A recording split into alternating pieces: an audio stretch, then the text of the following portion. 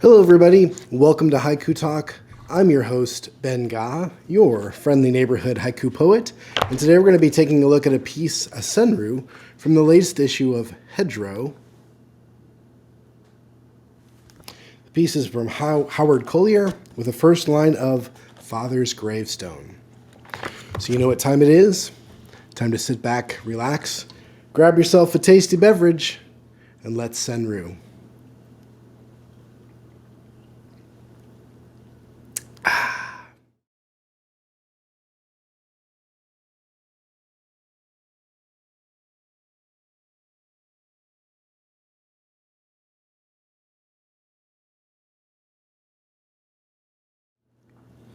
Welcome back, everybody. It's good to be with you again for another episode of Haiku Talk. And today we've got an interesting Senryu. Let me go ahead and read it for you. It goes like this. Father's gravestone. Nobody else to remember him bowling. Father's gravestone. Nobody else to remember him bowling. Don't see too many haiku or senryu that have bowling in it. That's partly what drew me to this piece, to be honest with you. It's a little unusual. It kind of made me smile to see the word bowling. And this felt like kind of an old-timey piece because you're talking about a generation, a father in this case, that has now passed on. And it leads me to believe that probably everybody in his peer group has also passed on. And so now none of his friends are going to remember him bowling except for the child that's there standing at the gravestone. And this is one of these pieces that it makes me, well, it definitely makes me reflect on my own life. And that's what good haiku and senryu do. They allow you to step into the moment, find yourself in the space that the poem gives you, and then it usually takes you to some place specific in your own life. Now, for me, when I was growing up, I had a really good problem. I had a lot of elderly grandparents and great aunts and great uncles. I wouldn't say elderly, but my grandparents and their peers, their brothers and sisters and so forth. So, and all of them lived well up into their upper 80s, well into their 90s, which was good.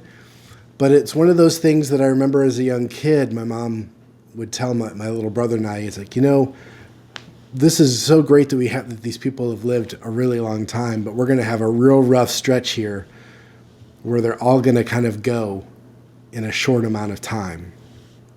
And that's what happened. We had a lot of these old people that you just grow up with, and they're just always around somehow, somewhere in the periphery of your life. And then they all went within a couple years. And that's just, part of life. And you learn that as you get older. And that's one of the ways you learn as you grow older about life and death, is when you see people in your family, extended family, and so on and so forth, and they pass on. Now, for me personally, where this makes me smile is not necessarily that I had a bunch of uncles or relatives that bowled, but there was a group of them that all played horseshoes.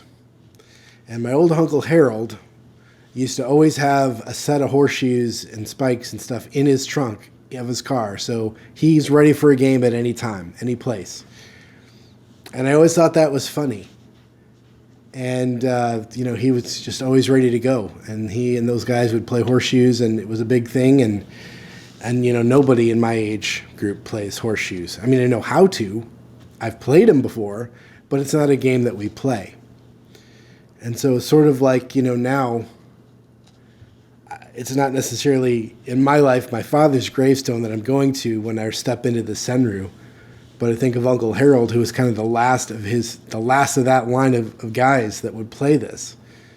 And when he left, when he passed on, he He was like the last of those guys that would remember any of those games, any of those afternoons, any of those evenings, any of that time playing together. And it's a real sort of, mortality thing. And, I think about my own life then, obviously, and I wonder, what would be my thing if it's not bowling or if it's not horseshoes, what would it be? Would it be, the last line to remember his haiku? The last person to remember, his writing? I don't know. It's the only thing that comes close a little bit. But it's a real bittersweet Senryu, because obviously the intent here is, well, let's break it down line by line. We'll go through this. And I want to say, too, it follows the fragment and phrase structure, where the first line is the fragment and the phrase is lines 2 and 3. So line 1, Father's gravestone, is the fragment. Lines 2 and 3 of nobody else to remember him bowling is the phrase. And so when we get to that first line, Father's gravestone, Father's gravestone, I mean, it hits with a lot of emotions. Depending on your relationship to your father, this could be happy, this could be warm, it could be very sad because I don't know how long ago it's happened. It could be a very sad loss. You could be angry, you could be upset. There's a lot of emotions that come to Father's gravestone. But a couple things. One, the person that is looking at the gravestone is the child of the one who's deceased. You also know that you're outside. I mean, there's no reference to seasons, but a gravestone is usually an outdoor thing, because we're not talking about a mausoleum or a marker or something that you would see in an internal place, but a gravestone is usually outside. So you're outside and you're encountering Father's gravestone. Now you go to line 2, and it's nobody else to remember. Nobody else to remember. Now that gives a little somber tone to the poem. So whatever you were feeling before coming to Father's gravestone, you now have this line 2 that's adding more color to this. Nobody else to remember. And it makes me feel sad. It makes me feel, really, emotions there, that there's, your dad's gone, father's gone, and it's not dad, I guess it's father, so that's a little bit more formality to the relationship here. It's not dad's gravestone, it's father's gravestone. And then now nobody else to remember, so you're not sure what, and you're not sure what that's going to hinge on, remember what? Remember what? We don't know. But there's nobody else to remember except for the person that's standing there observing this gravestone. And then you get to line 3, and so you got this weighty line 1 that's colored and makes it more sad a little bit in line 2. And then you get line 3, which is him bowling. Him bowling. And suddenly it just makes me smile, because the father here must have loved to bowl. If he was horrible at it, you wouldn't necessarily come to the gravestone and that's the first thing you remember. No, he must have really enjoyed it. And the fact that there's nobody else to remember this implies, again, that all of that peer group, all of the people that he bowled with and had enjoyed bowling with, are also gone. And so now it's just that one person, that one child left at the gravestone. Everybody else is gone. And out of all the things that child, grown up or little or however old they are, they're standing at the gravestone, they choose to remember the bowling. That's the thing that they're thinking about when they're thinking about their father. And suddenly it becomes bittersweet, and it becomes somewhat joyful, because you've got to assume that the father really enjoyed bowling. I must have had a great time with friends bowling. Must have been a really good, strong, happy thing that occurred. And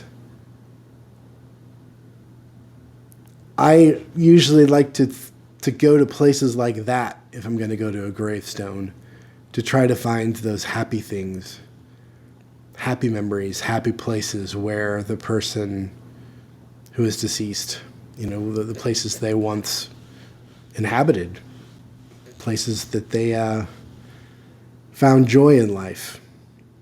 And no doubt this child found joy watching their dad bowl.